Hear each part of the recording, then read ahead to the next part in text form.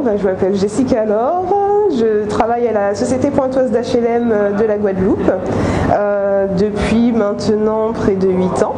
Je m'occupe en fait de toute la partie commerciale en matière d'accession à la propriété. Donc nous on propose essentiellement du PSLA, de la location-accession. On a à côté une activité de bailleur aussi avec de la gestion locative. Concernant peut-être les spécificités de la Guadeloupe, c'est vrai que le public que l'on a, ce sont souvent des familles donc, qui achètent un petit peu pour la vie entre guillemets. Souvent elles partent de chez elles assez tardivement, donc c'est un premier achat et souvent le seul achat. Donc c'est vrai que les petits logements en location-accession fonctionnent assez mal. En Guadeloupe on est plus sur du T3, T4, de plus en plus sur des maisons.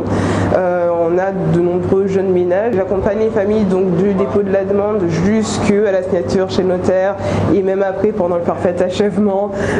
Donc voilà, je les suis du début jusqu'à la fin. On a un partenariat avec la Banque Postale depuis le début, donc qui nous accompagne financièrement et qui accompagne aussi nos accédants.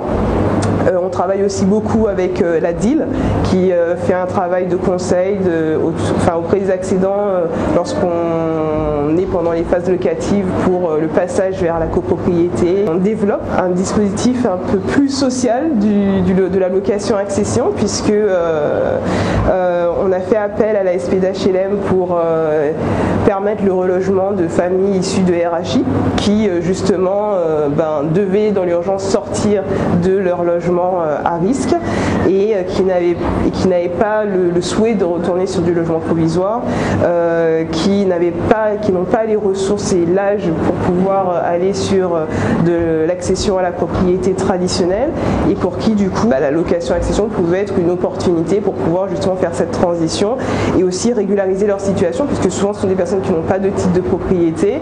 Alors en Guadeloupe il y a la particularité que les terres souvent familiales se sont transmises par voie orale. Donc le père disait celle-ci, cette maison t'appartient, ce terrain t'appartient et puis les constructions se sont faites mais il n'y a souvent aucun titre et puis lorsque là en plus on est sur des zones à risque, il y a la responsabilité après des communes d'évacuer et de devoir reloger.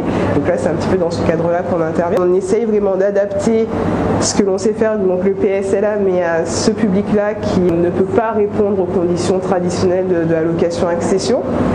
Donc il y a tout un travail en partenariat avec la MOUST de l'opération DRHI pour accompagner, pour sensibiliser les familles à cet intérêt d'aller vers de l'accession qui leur permet d'avoir un titre de propriété, de pouvoir transmettre aussi à leurs descendants. La difficulté c'est que c'était des familles qui sont âgées, qui vivent de minima sociaux, qui ne veulent pas retourner sur du logement provisoire et qui ont une obligation d'être relogés. Là en l'occurrence il y avait pas mal de subventions qui pouvaient être mises en place de par la situation de l'habitat, etc.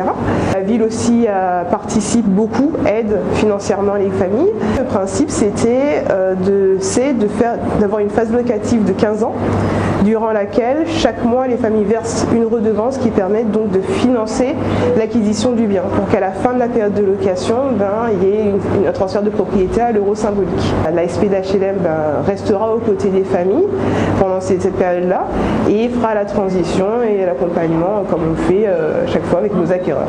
On était sur un public qui ne pouvait pas répondre à nos critères, donc du coup il a fallu imaginer un moyen pour pouvoir proposer quelque chose. Et donc ce qui était intéressant, c'est que vraiment tous les partenaires sont mis autour de la table. Donc il y a l'État, donc chez nous la DEAL, il y a la ville qui a joué le jeu, qui en mettant une enveloppe financière, il y a le préfet aussi s'est un petit peu saisi de l'enjeu et surtout une certaine responsabilité aussi. Donc, et puis nous, donc en fait initialement c'est une opération qu'on devait proposer en PSLA traditionnelle. Donc Monsieur Joly a accepté de la réserver pour cette opération-là. Et du coup, on évolue étape par étape. C'est vrai que la Guadeloupe peut être un test et la Martinique peut aussi être concernée. La Guyane a aussi pas mal de petites hiérarchies. C'est un modèle qui est un petit peu testé par la force des choses parce qu'il fallait répondre à un besoin. C'est vraiment enrichissant. C'est une autre approche aussi. C'est un peu inédit. C'est un petit peu nous, ce que l'on commence à faire à la SPHLM, donc en Guadeloupe.